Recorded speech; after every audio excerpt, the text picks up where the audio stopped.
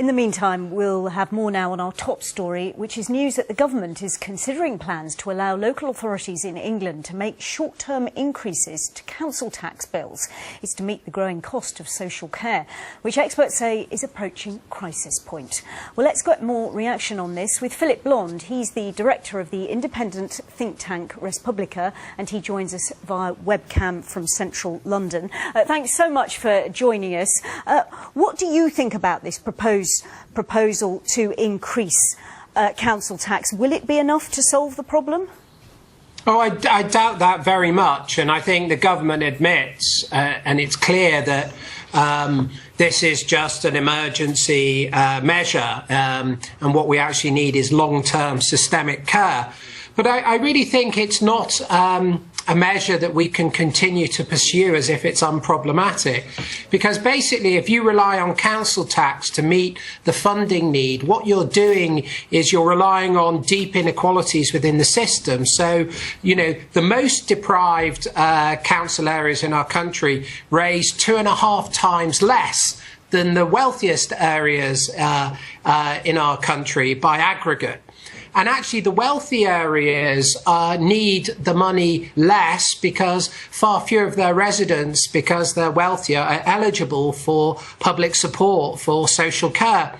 So essentially, going for the council tax base without an equalisation mechanism, i.e. without transferring money from the richer areas to the poor areas, it's not going to work. And what I think a one nation Tory government needs to do is come up with radical, transformative one nation proposals that finally, please, solves this awful problem that has been with us for years and is projected to only get worse. So help them out. What sort of radical proposals are you talking about? And who's going to pay for them? Well, we at Respublica published back in March of this year a proposal that I think can go quite a long way. We analysed actually that hospitals will currently spend up to 2021 something like £2.8 billion on caring for people who are medically fit enough to leave hospital. And the problem of delayed transfers of cares, or what people sometimes call bed blocking, is really enormous. So these people are often, through no fault of their own, in expensive beds that can cost 3 times as much as residential care.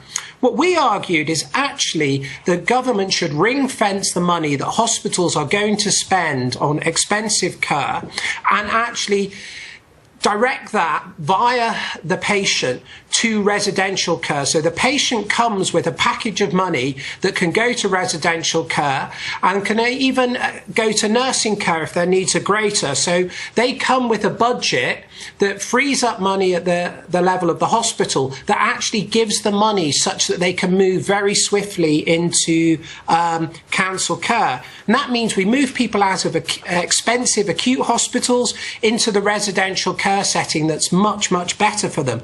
At the moment, our whole hospital system, because our social care system is breaking down, is the most expensive place to house people, and yet we're pulling them in by the thousands. Okay. And these beds are far more expensive than keeping people in residential care.